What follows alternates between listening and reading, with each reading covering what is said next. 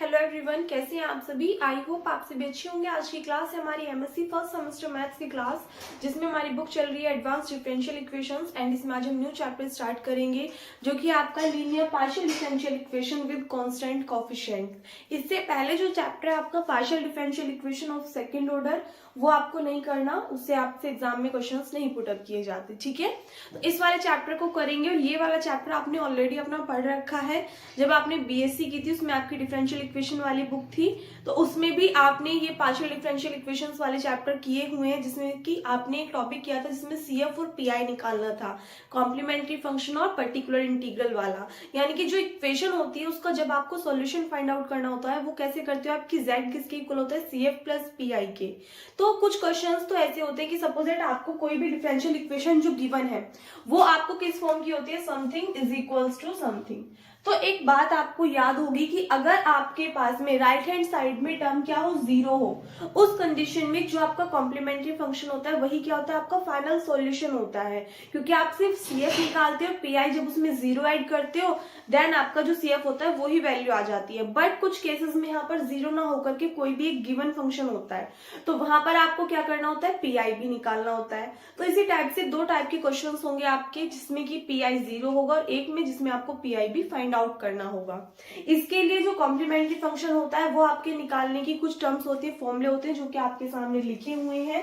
सबसे पहले अगर बात करें कि आप क्या करते हो, जो भी डिफरेंशियल इक्वेशन आपको गिवन होती है उसकी सबसे पहले आप ऑक्सिलरी इक्वेशन निकालते हो। ऑक्सिलरी इक्वेशन निकालने के बाद में आपको क्या निकालने होते हैं, रूट्स फाइंड आउट करने होते हैं। फॉर एग्जाम्पल आपके पास में कोई भी इक्वेशन जो है वो किस फॉर्म की है, D square minus 2d plus 1 y is equal to 0 इस फॉर्म की है। तो यहाँ से जो इसकी ऑक्सिलरी इक्वेशन होगी वो किस फॉर्म की होगी कि जो d वाला पार्ट है वहां पर d को रिप्लेस कर दोगे आप किससे, m से। तो आपकी जो ऑक्सिलरी इक्वेशन आएगी वो आ जाएगी this term is equal to 0।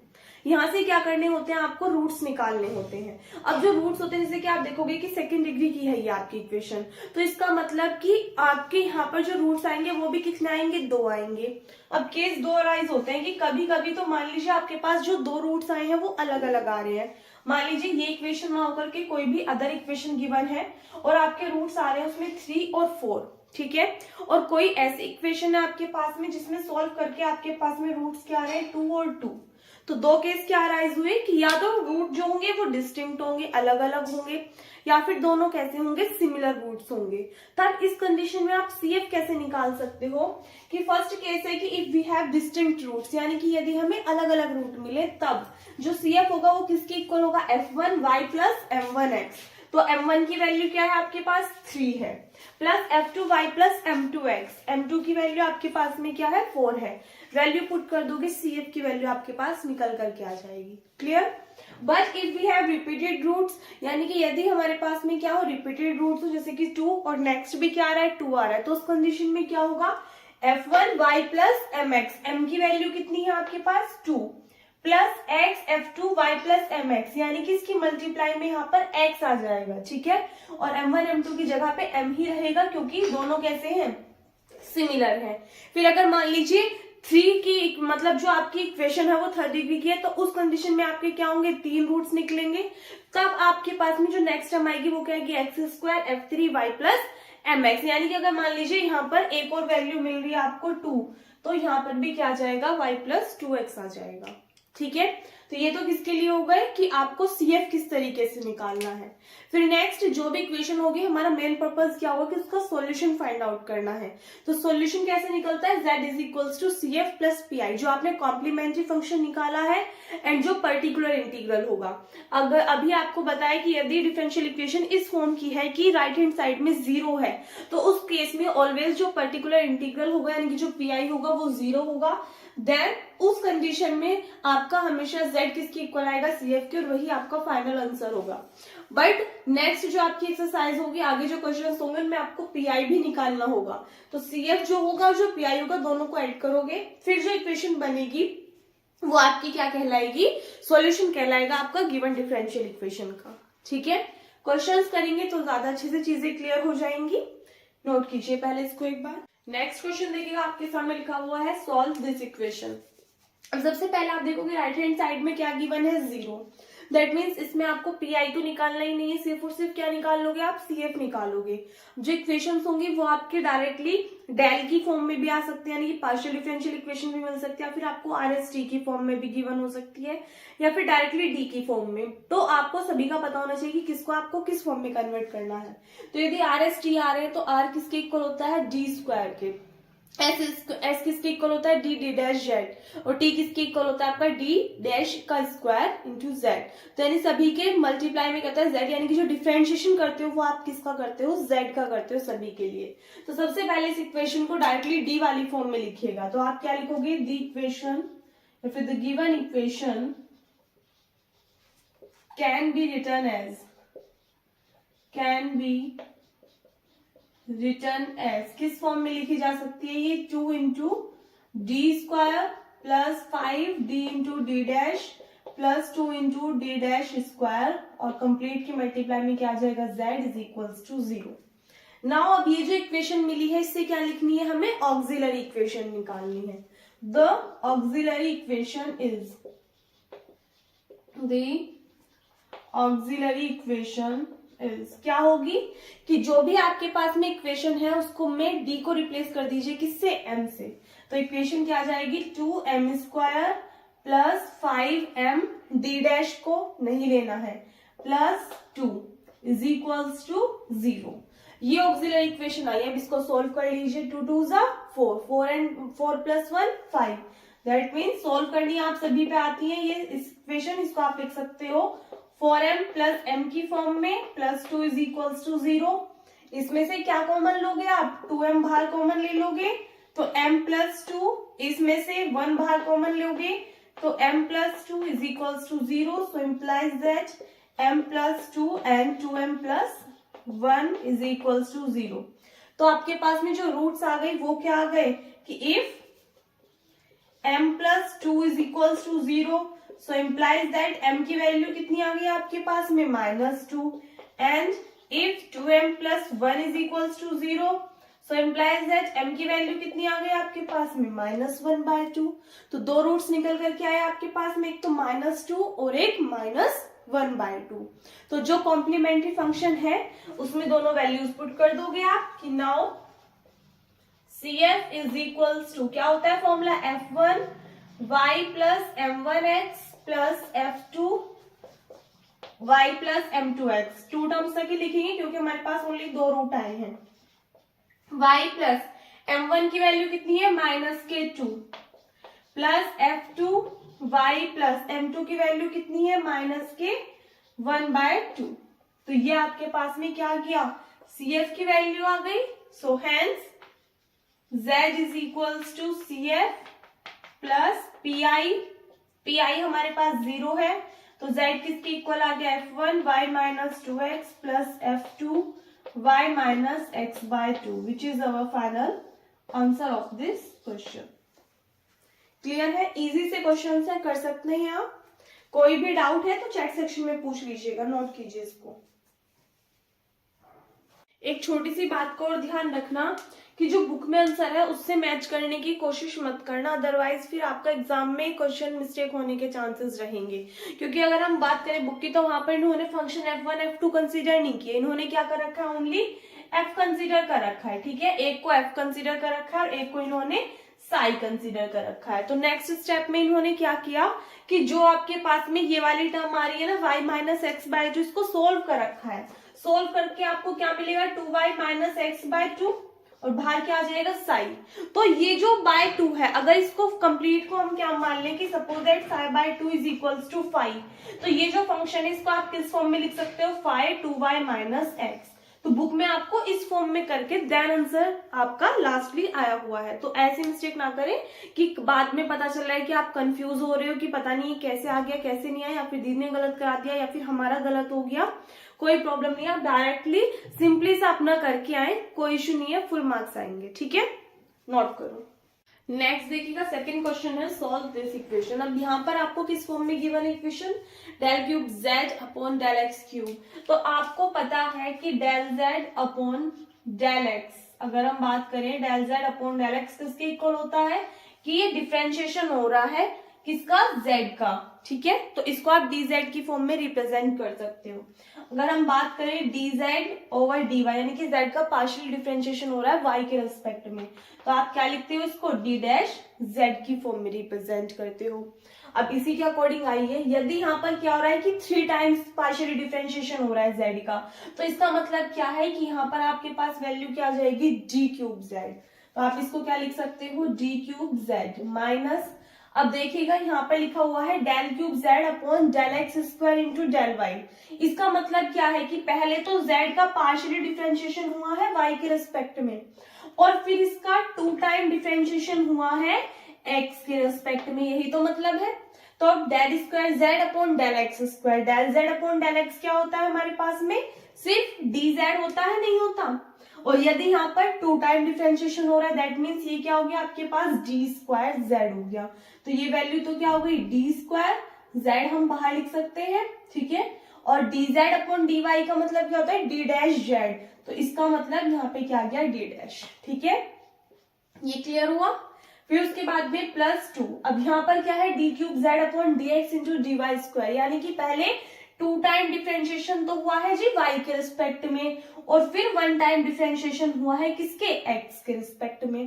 तो dz upon del x upon del z upon del x किसके इक्वल होता है, dz के, तो इसके प्लेस पे तो क्या आ जाएगा d, और इसका मतलब क्या होता है कि d डैश z, यानी कि d डैश का 2 time differentiation, that means d dash square z is equals to 0। सभी में से z बाहर कॉमन ले सकते हैं, तो d cube D square D dash plus 2g D dash square z is equals to 0। यहां से क्या लिखोगे आप, इसकी ऑक्सिलरी इक्वेशन। इतना क्लियर हो गया कैसे कैसे आई ये सभी terms. Now the auxiliary equation is, the auxiliary equation is, क्या होगी ऑक्सिलरी इक्वेशन, d को रिप्लेस कर देना है किससे, m से, d डैश को छोड़ देना है। तो यहां से क्या आ जाएगा, m cube minus m square plus 2m is equals to 0। एक बार m बाहर कॉमन ले ले तो क्या आ जाएगा, m square minus m plus 2 is equals to 0। अच्छा एक सेकेंड, यहाँ पर देखिएगा, यहाँ पर 3 भी है मल्टीप्लाइंग में, ये हमने छोड़ दिया था, तो यहाँ पर आपका 3 भी एज इट इज रहेगा, 3m स्क्वायर, ठीक है। तो आपका क्या आएगा सॉल्व करके, 2 1 2, 2 and 1 3, ठीक है। m आप बाहर कॉमन ले लोगे तो कितना आ जाएगा, m स्क्वायर माइनस के 3m plus 2 is equals to 0। Now implies that m, solve कीजिए तो इसको आप लिख सकते हो m स्क्वायर माइनस के 2m माइनस m प्लस 2 की फॉर्म में इज इक्वल्स टू 0। कॉमन ले लोगे तो m माइनस 2 आ जाएगा, यहाँ से आप -1 कॉमन लोगे तो m माइनस 2 आ जाएगा is equals to 0। m minus 1 और इंटू में क्या आ जाएगा आपके पास, m minus 2 is equals to 0। So hence आप कह सकते हो m के कितने रूट्स निकल करके आए, एक बार m को 0 के इक्वल पुट कर दोगे, एक बार m माइनस 1 को 0 के इक्वल पुट करोगे तो 1 मिलेगा, m माइनस 2 को 0 के इक्वल पुट करोगे तो 2 मिलेगा। दैट मीन्स m की 3 वैल्यूज आई है 0, 1 और 2। तो आप इजीली क्या निकाल सकते हो, CF निकाल सकते हो। CF क्या आ जाएगा आपके पास में, F1 y plus M1x, M1 की वैल्यू क्या है 0, तो सिर्फ कितना आ जाएगा F1 y plus F2 y plus M2x, M2 की वैल्यू 1 है, plus F3 y plus M3x, M3 की वैल्यू 2 है। तो ये क्या आ गया आपके पास में, CF की वैल्यू आ गई। PI आपको पता है कितना है हमारे पास 0, क्योंकि राइट हैंड साइड में टर्म क्या है 0 है। सो हेंस Z किसके इक्वल आ जाएगा, CF प्लस PI। CF आपके पास है तो Z की वैल्यू कितनी आ गई, F1 y plus F2 y plus x plus F3 y plus 2x। और यही क्या आ जाएगा इसमें आपका फाइनल आंसर आ जाएगा। कर लेंगे आप इस टाइप के क्वेश्चंस को, सभी को नोट कीजिए। अब नेक्स्ट टाइप के करते हैं। देखिएगा वीडियो बीच में ही कट हो गई और इतना सब कुछ यहाँ तक कंप्लीट हो गया था आपका।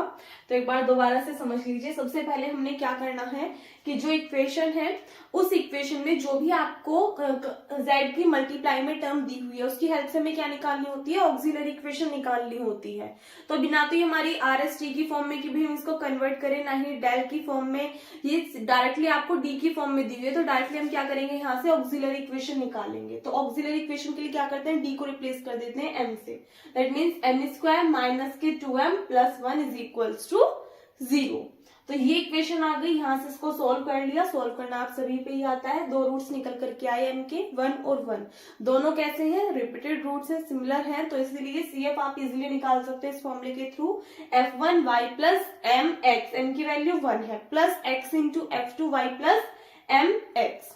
क्लियर है, CF हो गया। अब PI से था आपका मेन मैटर, क्योंकि PI हम इस क्वेश्चन में करें। तो PI निकालने के लिए आपको क्या करना है कि जिस इक्वेशन से आपने ऑक्सिलरी इक्वेशन निकाली है उसको तो रखना है 1 के अपॉन में। ऑक्सिलरी इक्वेशन हमने z की मल्टीप्लाई में जो टर्म है इससे निकाली है, तो इसको कहाँ पुट करोगे, 1 के अपॉन में। और इसकी मल्टीप्लाई में, इस कंप्लीट की मल्टीप्लाई में क्या वैल्यू पुट करोगे, जो आपके राइट हैंड साइड में है क्वेश्चन में। ठीक है। नाउ अब जो डिनोमिनेटर में टर्म आई है इसको देख लीजिए कि इसको आप किस फॉर्म में कन्वर्ट कर सकते हो। नहीं कर सकते हो डायरेक्टली डी स्क्वायर बाहर ले लीजिए, कर सकते हो। तो देख लीजिए, हमने यहाँ पर देखा कि हमारा फॉर्मूला बन रहा है a square minus 2ab plus b square का, यानी कि a माइनस b के होल स्क्वायर का। तो हमने इसको लिख लिया किस फॉर्म में, a माइनस b का whole square, d minus d dash का whole square 12xy as it is है मल्टीप्लाई में। अब यहाँ से हमने क्या किया, इसमें से d को बाहर कॉमन ले लिया, बच गई कंप्लीट का स्क्वायर है, तो बाहर क्या आएगा आपके पास में, d स्क्वायर आएगा। तो अंदर क्या टर्म बचेगी, 1 minus d dash upon d complete का होल स्क्वायर इंटू 12xy। ये जो टर्म यहाँ पे डिनोमिनेटर में इसकी पावर प्लस की ऊपर जाएगी तो किसकी हो जाएगी, माइनस की इंटू 12xy। ये हमारा फॉर्मूला बन रहा है किसका, 1 माइनस एक्स की होल पावर माइनस n का। ये जो आपके सामने नोट करके लिखा हुआ है ये सीरीज है जो कि आपको PI निकालने में यूज करनी पड़ेगी। तो जिनको याद है अच्छी बात है, जिनको याद नहीं है वो जरूर से याद कर लीजिएगा। ठीक है, अदरवाइज क्वेश्चन सोल्व नहीं होंगे इसके बिना। तो यहाँ पे देखिए 1 माइनस एक्स की whole power minus N, that means आपको ये वाली सीरीज ओपन करनी है। कितने टर्म्स तक करनी है, मैक्सिमम 3 तक कर लीजिए, सफिशिएंट है।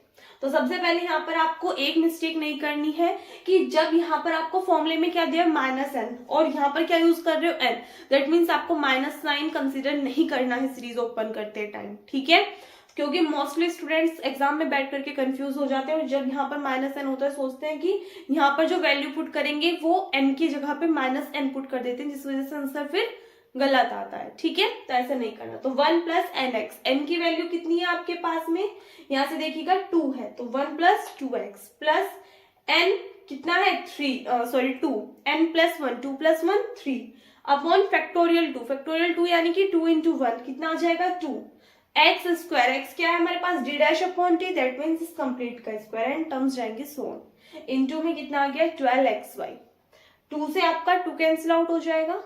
आगे सॉल्व करेंगे, अब पहले यहाँ तक नोट कर लीजिए। एक सेकेंड, एक और चीज का ध्यान देना, यहाँ पर हमने डायरेक्टली x लिख दिया, x नहीं लिखना। x की वैल्यू कितनी है हमारे पास में, d डैश अपॉन d है। ठीक है, अब नोट करो। सो नाउ अब यहाँ से आगे देखिएगा, अब आपके पास में जो वैल्यू है क्या करोगे, यहाँ पर 1 अपॉन डी स्क्वायर है, अंदर मल्टीप्लाई कर दीजिए। तो क्या आ जाएगी टर्म आपके पास में, 1 upon D square plus 2 into D dash, यहाँ पर d है, इसमें मल्टीप्लाई करोगे d स्क्वायर की, कितना आएगा d cube plus 3 d dash का स्क्वायर अपॉन d स्क्वायर है, इसमें d स्क्वायर की मल्टीप्लाई कर दोगे d की power 4 and so on. Multiply में टर्म क्या है आपके पास में 12xy। अब ये जो 12xy है इसके अंदर क्या कर लीजिए, मल्टीप्लाई कर लीजिए। तो आपके पास में वैल्यू आ गई 1 upon D square into 12xy plus 2 into D dash upon d3 12xy। और अब यहाँ से बहुत ही ज्यादा ध्यान से समझना क्योंकि मिस्टेक होने के चांसेस बहुत ज्यादा होते हैं यहाँ पे। ठीक है, दिस। अब एक चीज का ध्यान रखना है कि जो भी न्यूमरेटर में d या d डैश होता है उसका मतलब क्या होता है, d का मतलब होता है कि डिफरेंशिएशन किसके रिस्पेक्ट में, x के रिस्पेक्ट में, और d डैश का मतलब क्या होता है कि डिफरेंशिएशन किसके रिस्पेक्ट में, y के रिस्पेक्ट में। यही होता है मतलब। तो अगर ये न्यूमरेटर में है दैट मीन्स कि अगर न्यूमरेटर में डी है तो इसका मतलब डिफरेंशिएशन होना है एक्स के रेस्पेक्ट में, डी डैश है तो डिफरेंशिएशन होना है वाई के रेस्पेक्ट में। बट यदि ये किस में हो, डिवाइड में हो, तो इसका मतलब क्या है कि इंटीग्रेशन होना है एक्स के रेस्पेक्ट में, और इसका मतलब क्या है कि इंटीग्रेशन होना है वाई के रेस्पेक्ट में। क्लियर? अब देखिएगा, सबसे पहले न्यूमरेटर वाली टर्म्स को सॉल्व करते हैं, उसके बाद में डिनोमिनेटर वाली टर्म्स को सॉल्व करते हैं। इस पे आइए, इस पे डिनोमिनेटर में है तो इसको सॉल्व कीजिए। 1/d² का मतलब क्या है कि 12xy का हमें 2 टाइम इंटीग्रेशन करना है, d का मतलब x के रिस्पेक्ट में। कर दीजिए। सबसे पहले आप 1 टाइम इंटीग्रेशन करोगे इसका, तो क्या मिलेगा आपको 12x², y को एज अ कांस्टेंट की तरह ट्रीट करोगे, डिवाइड में आएगा 2, 2 6 जा 12, यानी कि वैल्यू आ गई 6x²y।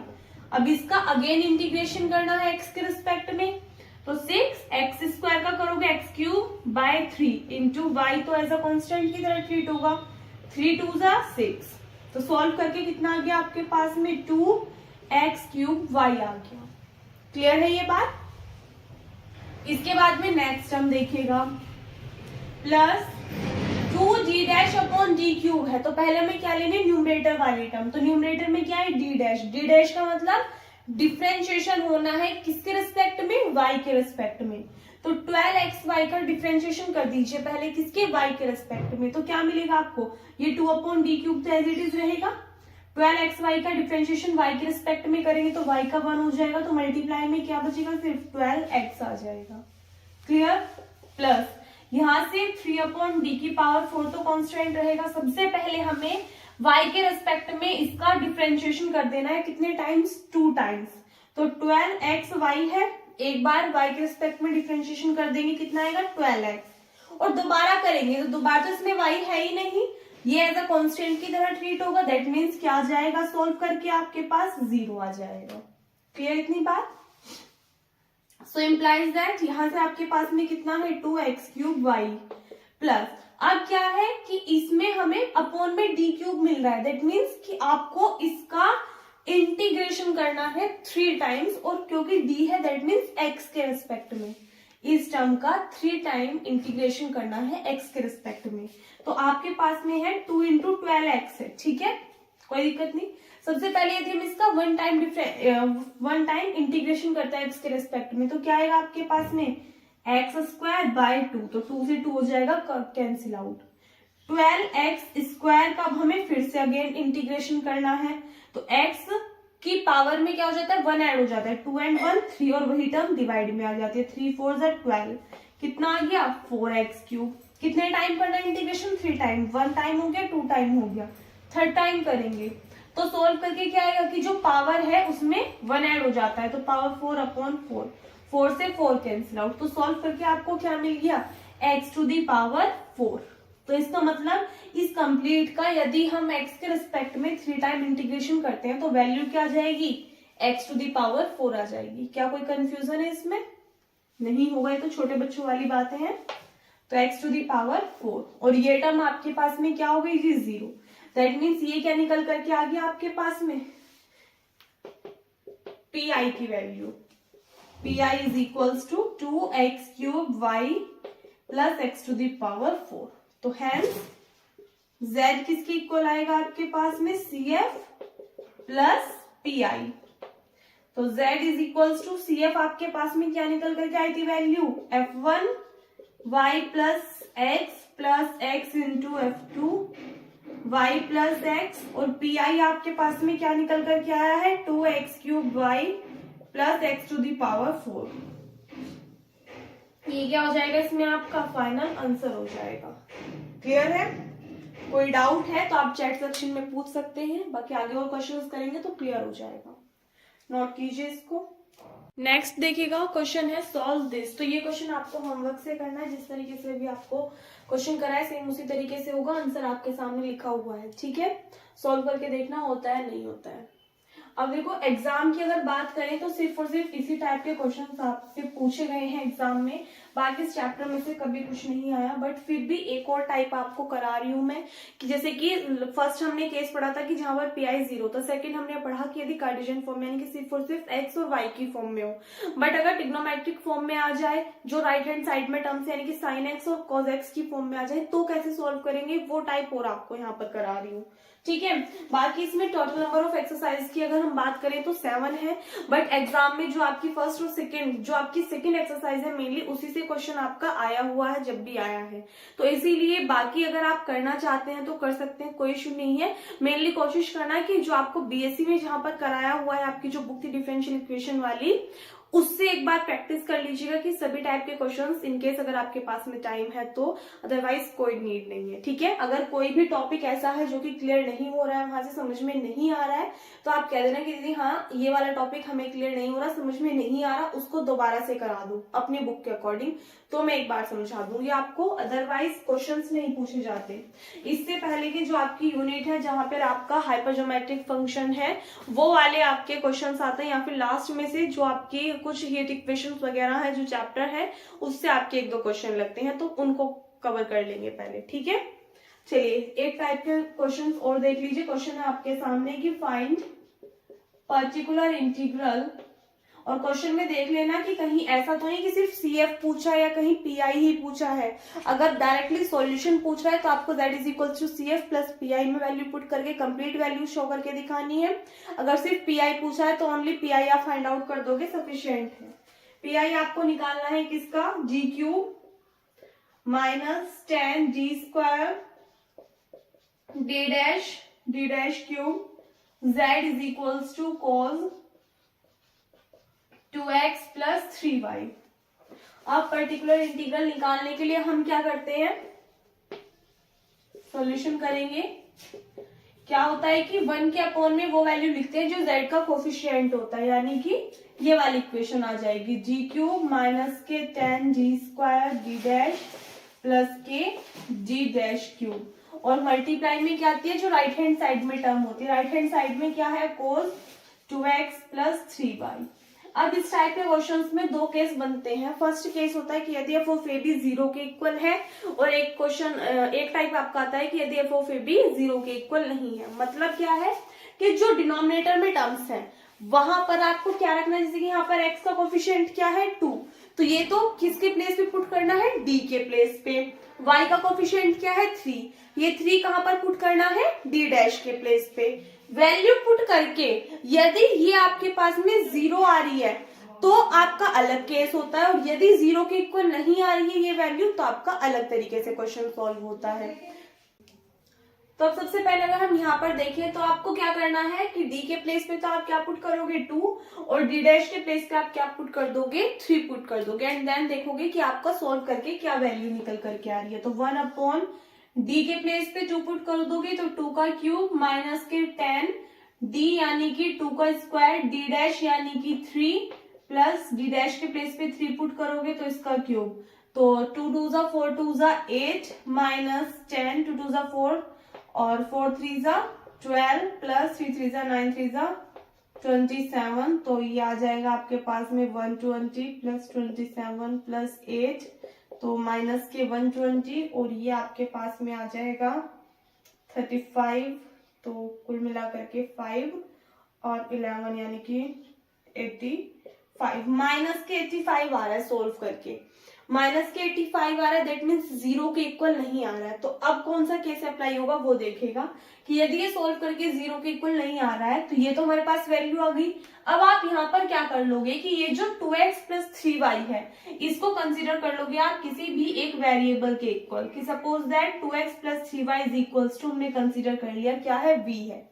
इक्वेशन कितने डिग्री की है, 3 डिग्री की इक्वेशन है, तो आप क्या कर दोगे इस कोस का 3 टाइम इंटीग्रेशन कर दोगे इस वेरिएबल के रिस्पेक्ट में, 3 टाइम इंटीग्रेशन कर दोगे किसका, कोस 2x प्लस 3y को क्या मान लिया हमने, v मान लिया, और कितने टाइम करना है 3 टाइम्स, यानी कि dv की क्यूब आ जाएगी। यहां तक तो क्लियर हो गया सभी को। ये कितना आ गया सोल्व करके, माइनस के 85, वैल्यू पुट कर दीजिए 1 अपॉन माइनस के 85 टू टाइम इंटीग्रेशन, एक बार करो cos v का कर दोगे कितना आ जाएगा, sin v आ जाएगा इंटू dv स्क्वायर। अगेन करोगे कितना मिलेगा आपको, माइनस के cos v आ जाएगा, माइनस के 1/85, माइनस माइनस प्लस कर दूं, cos v का अगेन इंटीग्रेशन कर दोगे कितना आ जाएगा, sin v आ जाएगा। v की वैल्यू क्या है, 2x प्लस 3y। एक सेकेंड, यहाँ पर आपको सिर्फ और सिर्फ 2x प्लस 3y को कंसिडर करना है। 2x प्लस 3y को क्या माना है हमने, v माना है। क्लियर है? तो यहाँ पर आपके पास में v की वैल्यू पुट कर दीजिए, तो 1/85 साइन 2x प्लस 3y, ये क्या आ जाएगा, इसमें आपका फाइनल आंसर आ जाएगा, क्योंकि हमें सिर्फ और सिर्फ क्या निकालना था, पी निकालना था और कुछ नहीं। कर लोगे आप इस टाइप के क्वेश्चंस को। क्या किया हमने, सबसे पहले हमने देखा कि जो भी हमारे पास में डिनोमिनेटर में वैल्यू है उसमें हमने क्या पुट करके देखना है कि x का जो कोफिशिएंट है वो d के प्लेस पे रखना है, y का कोफिशिएंट d डैश के प्लेस पे रखना है। सोल्व करने पे यदि डिनोमिनेटर 0 आ रहा है तो दूसरा केस अप्लाई होगा, और 0 नहीं आ रहा है तो इस तरीके से क्वेश्चन सोल्व होगा कि 0 नहीं आ रहा है तो वो वैल्यू तो आप एज इट इज लिखोगे, जो सेकंड टर्म है उसका आपको इंटीग्रेशन कर देना है कितने टाइम्स, जितने डिग्री की वो आपकी इक्वेशन होगी वो। ठीक है, नोट कीजिए, फिर नेक्स्ट करेंगे। एक नेक्स्ट क्वेश्चन देखिए आपके सामने है, सॉल्व दिस। तो यहाँ पर क्या है, राइट हैंड साइड में sin 4x प्लस वाई, आपको क्या करना है, सोल्व करना है। दैट मीन्स इसमें CF भी निकालना है और PI भी निकालना है। तो सबसे पहले CF के लिए हम क्या करते हैं, ऑक्सिलरी इक्वेशन निकालते हैं। क्या इसमें कुछ सिंप्लीफाई करना है, नहीं, तो डायरेक्टली ऑक्सिलरी इक्वेशन निकाल सकते हैं। दी ऑक्सिलरी इक्वेशन इज क्या होगी, डी को रिप्लेस कर दोगे m से m square minus 5m plus 4 is equals to 0। Solve करोगे m स्क्वायर माइनस के 4m minus m plus 4 is equals to 0, m minus 4 m minus 4 that means m minus 1 m minus 4 is equals to 0। तो आपके पास में जो roots निकल करके आ जाएंगे वो क्या आ जाएंगे, 1 और 4। तो इजीली क्या निकाल सकते हो आप, CF निकाल सकते हो। क्या होगा, F1 y plus M1 x, M1 की वैल्यू क्या है, 1 है, plus F2 y plus M2 की वैल्यू कितनी है, 4 है। तो ये CF आ गया। नाउ हमारा नेक्स्ट क्या निकालना है, हमें PI निकालना है। PI निकालने के लिए क्या करते हैं, 1 के अपॉन में वो इक्वेशन लिखते हैं जिससे हमने ऑक्सिलरी इक्वेशन निकाल दिया। That means D square minus के 5d d dash plus 4d dash का स्क्वायर, मल्टीप्लाई में जो राइट हैंड साइड में टर्म होती है sin 4x प्लस वाई। दीदी यहाँ तक तो सेम ही है। अब क्या करना है, अब हमने देख लिया कि यहाँ पर साइन या कोस की फॉर्म में है जो भी टर्म है, तो हम क्या करते हैं, जो x का कोफिशिएंट होता है उसको d के प्लेस पे लिखते हैं, जो y का कोफिशिएंट होता है उसको d डैश के प्लेस पे लिखते हैं, और देखते हैं कि डिनोमिनेटर 0 बन रहा है या नहीं बन रहा। तो यहाँ से हमने देखा 4, x का कोफिशिएंट क्या है 4, तो d के प्लेस पे 4 पुट करोगे तो 4 जा 16, 5 d के प्लेस पे 4 पुट करो, d डैश के प्लेस पे 1, तो 5 4 जा 20 प्लस 4 d डैश की वैल्यू 1, तो 16 और 4 20, 20 माइनस 20 कितना आ गया, 0। तो यहाँ पर जो डिनोमिनेटर है वो क्या बन रहा है, 0। तो आप क्या लिखोगे कि f ऑफ ए बी क्या आ रहा है, यहाँ पर 0 आ रहा है। तो इसीलिए हमारा नेक्स्ट मेथड क्या होता है कि जो डिनोमिनेटर में टर्म है इसको ब्रेक करके लिखते हैं। अगर हमने देखा इसको ब्रेक करके ऑक्सिलरी इक्वेशन की हेल्प से हमारे पास में आया था -1 m-4, दैट मीन्स हो सकता है ये सोल्व। तो क्या लिखोगे आप, 1 अपॉन, इसको किस फॉर्म में लिख सकते हो आप, एक तो d माइनस, एक काम कीजिए यहाँ पर अगर हम डायरेक्टली सोल्व करें, रफली देखिए, डी स्क्वायर माइनस के 5d d डैश प्लस के 4d डैश स्क्वायर है, ठीक है। तो इसको आप लिख सकते हो डी स्क्वायर माइनस के 4d d डैश और माइनस के d इंटू डी डैश की फॉर्म में लिख सकते हो, प्लस 4d डैश स्क्वायर। तो यहाँ से आपका क्या कॉमन आएगा, d कॉमन आ जाएगा, तो d माइनस के 4d डैश, यहाँ से भी आप क्या ले सकते हो, d डैश कॉमन ले सकते हो, तो कितना आ जाएगा, और वो भी माइनस के लेना, तो आ जाएगा आपके पास में d और माइनस यहाँ से आ जाएगा 4d डैश। तो that means d minus 4d dash और डी माइनस डी डैश।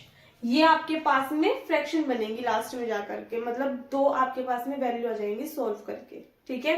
तो अब आप क्या लिख सकते हो इस कंप्लीट के प्लेस पे, D minus 4d dash into D minus D dash, इस फॉर्म में कन्वर्ट कर सकते हो, into sine into 4x plus Y.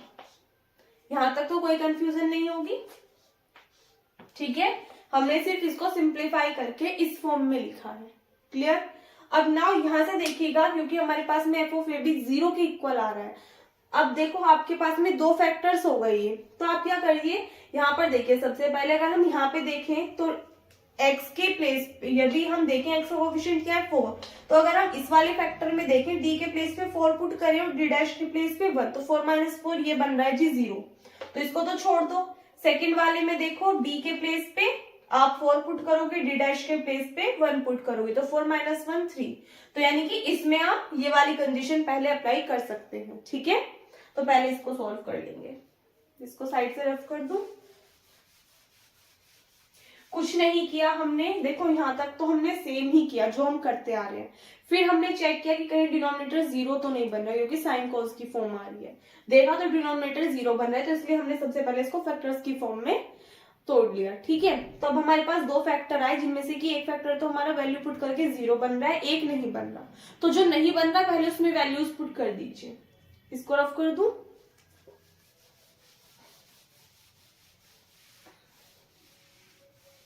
चलिए। तो यहां से आगे और आप देखोगे आपके पास में वैल्यू क्या आ जाएगी, 1 upon D minus 4d dash, 1 upon solve करके कितना आया था 4 माइनस 1 3, इंटू में कितना है आपके पास में साइन 4x प्लस वाई। अब देखो आपके पास में जो भी वैल्यू आ रही है, यदि वो फिर इस फॉर्म की बन रही हो, साइड में एक मेथड लिखा हुआ है कि यदि पीआई निकाल रहे हो आप किसी भी फंक्शन के लिए और फॉर्म कौन सी बन रही है, 1 upon B D minus A D dash के whole power N psi of A X plus B Y. देखो यहाँ पर फंक्शन आपको दिया हुआ है A X plus B Y, तो यहाँ पर ए की वैल्यू है 4 और बी की वैल्यू क्या है 1। अब जरा इसमें देखना, अगर हम यहाँ पर इसको इसकी पावर 1 की फॉर्म में देखें तो देखना जरा b इंटू डी, b कितना है आपके पास में 1 है, तो 1 इंटू डी आ रहा है, that means b into D. फिर क्या है आपके पास में माइनस साइन है, तो माइनस है, a into D dash, a कितना है 4 है, तो 4 इंटू डी डैश। इस कंप्लीट की whole power n, whole power कितनी मान रखी है हमने 1, तो ये कौन से वाली टर्म बन रही है आपकी, ये वाली फॉर्म बन रही है, नहीं बन रही, इस 1/3 को छोड़ देना, ठीक है। चाहे तो लो इसको आगे लिख लेते हैं, इससे कोई भी इफेक्ट नहीं पड़ेगा, क्लियर। तो ये आपके पास में बन रहा है साइन 4x प्लस वाई है ये। तो ये आपके पास में फॉर्म कौन सी बन रही है, ये वाली फॉर्म बन रही है। और यदि ये वाली फॉर्म बनती है तो इसका डायरेक्टली सॉल्यूशन क्या होता है, x to the power n upon b की power n factorial n psi of ax plus B Y as it is, ठीक है। तो x की पावर n, x क्या है आपके पास में, x आपको लेना ही है। अगर फॉर्म ये बन रही है तो इसके जस्ट बाद आप इसका डायरेक्ट सॉल्यूशन इस फॉर्म का लिखोगे। तो x की पावर n की वैल्यू कितनी है 1 है, तो 1 रहेगा, डिवाइडेड बाय b की पावर n, b क्या है आपके पास में 1 है, तो 1 ही रहेगा, फैक्टोरियल n, n की वैल्यू 1 है तो ये भी 1 ही रहेगा, और साइन 4x प्लस वाई आपका एज इट इज आ जाएगा, that means x upon 3 sine 4x plus Y. ये हमारे पास में किसकी वैल्यू आ गई, पीआई की वैल्यू आ गई। सीएफ आपको पता था और पीआई हमारे पास में आ गया, तो z is equals to CF plus pi.